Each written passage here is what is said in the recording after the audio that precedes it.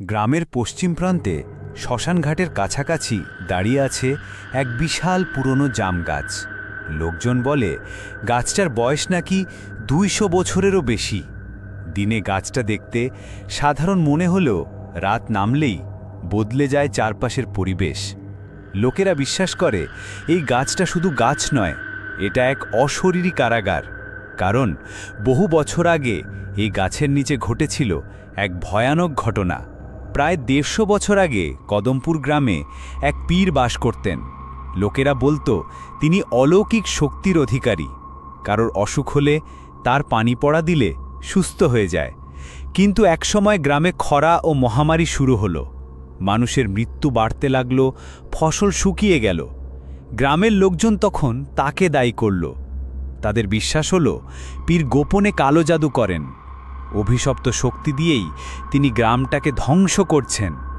রাগে ক্ষোভে তারা তাকে ধরল আর জীবন্ত কবর দিল সেই জাম গাছটার নিচে। পীর মরার আগে চিৎকার করে বলেছিল, যারা আমাকে অকারণে মেরেছ, আমি তাদের আত্মাকে বেঁধে রাখব এই গাছে। যতদিন না আমার প্রতিশোধ শেষ হয়, এই গাছের ডালে আরেকটা আত্মা ঝুলবে। সেদিনের পর থেকেই শুরু হলো অদ্ভুত সব ঘটনা। রাত হলেই গাছের নিচে শোনা যেত শিকল টেনে আনার শব্দ। কেউ কেউ বলতো গাছের পাতার ফাঁক দিয়ে কাঁদো কাঁদো গলা ভেসে আসে।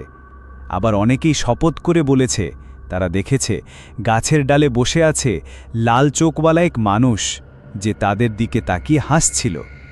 গাছটার শেকড় এত বড় হয়ে গিয়েছিল যে মাটির নিচ থেকে মানুষের হাড়গোড় বেরিয়ে আসত। লোকজন বলতো এগুলো সেই মানুষদের যারা ভুল করে গাছটার ছায়ায় পা রেখেছিল।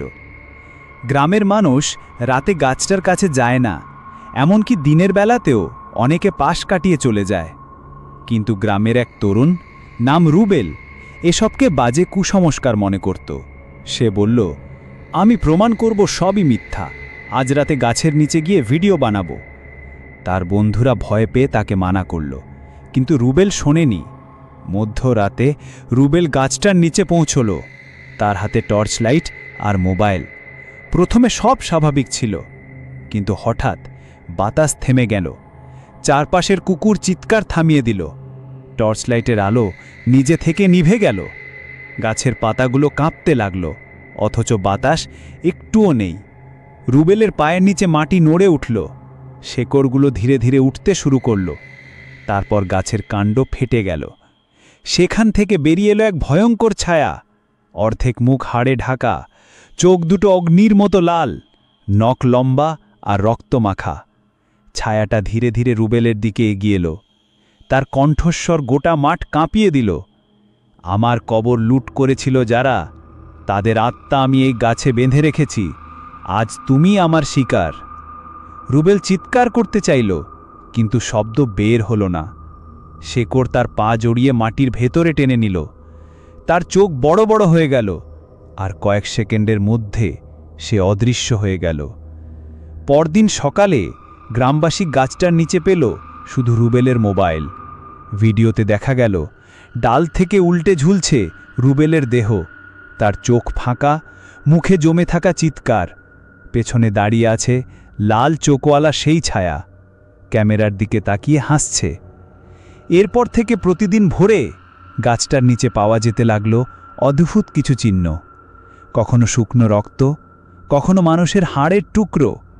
কেউ রাতে গাছটার কাছাকাছি গেলে শোনে, আমি এখনো ক্ষুধার্ত। শিশুরা দূর থেকে গাছটা দেখলেই কাঁপতে থাকে, কারণ সবাই জানে এটা শুধু একটা জাম গাছ নয়, এটা হলো মৃত্যুর কারাগার, যেখানে ঢুকলে আর ফেরা যায় না। আর আপনার সাথে যদি এরকম কোনো ঘটনা ঘটে থাকে, অবশ্যই আমাদেরকে ইনবক্স করে পাঠাবেন। গল্পটা যদি আপনার ভালো লাগে, লাইক, কমেন্ট এবং শেয়ার করতে ভুলবেন না। আর আমাদের ফেসবুক পেজে ফলো দিয়ে রাখবেন।